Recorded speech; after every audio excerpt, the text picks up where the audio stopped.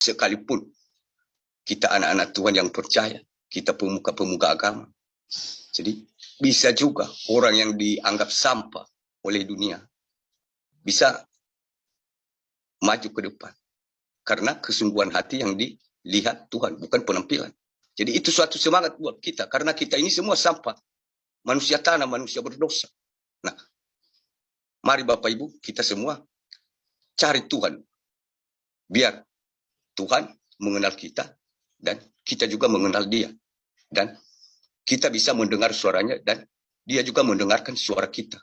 Seperti seorang sahabat, sekalipun malam hari, kita sudah tidur di tengah malam. Kalau seseorang sahabat kita itu yang kita cintai, dia mengetuk pintu,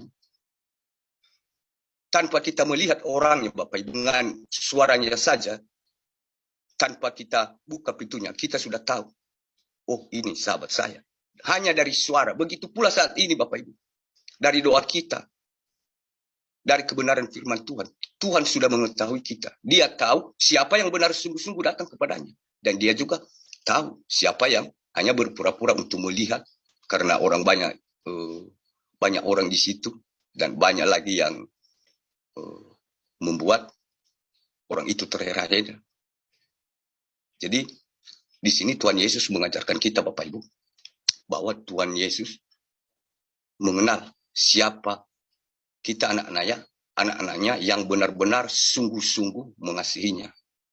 Dan ayat 34, ketika Yesus mendarat, ia melihat sejumlah besar orang banyak.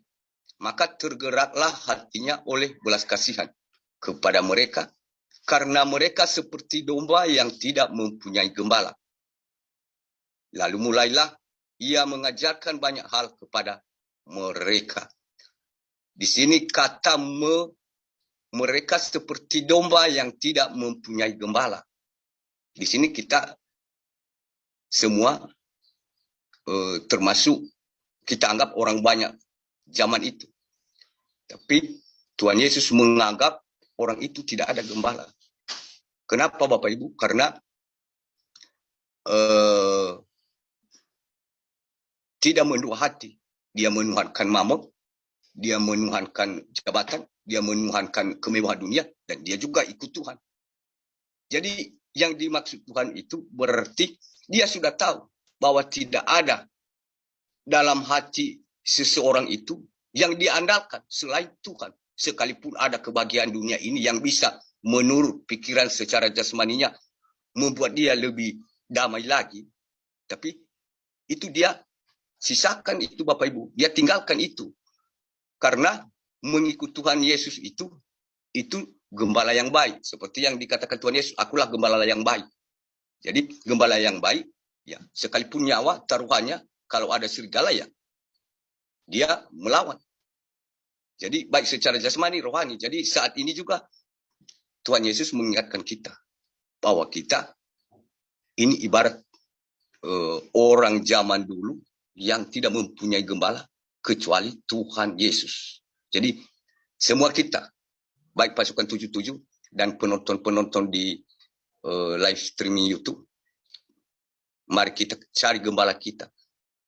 Dan dengan sungguh-sungguh Tuhan Yesus. Itulah gembala yang baik. Dan gembala yang tidak pilih kasih. Dan dia selalu bersama-sama dengan kita.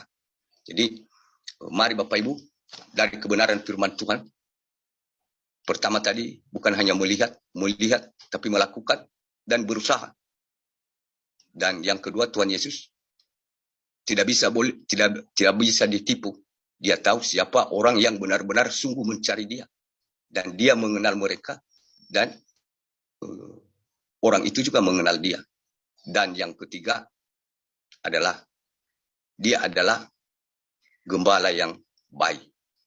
Karena kita tidak terikat dengan gembala yang memberi kita kenikmatan di dunia ini. Tapi hanya gembala yang memberikan kita semuanya baik secara jasmani dan rohani. Jadi firman Tuhan ini kami terbatas untuk menjelaskannya lebih dalam lagi. Dan biarlah kebenaran Roh Kudus yang akan bekerja di hati Bapak Ibu, saudara-saudari, supaya Itu yang menjadi penguatan untuk menjalankan aktivitas kita sehari-hari di masa-masa yang akan datang ini. Dan kira-kira begitu Bapak Ibu. Dan Tuhan Yesus memberkati selalu. Haleluya. Haleluya. Amin.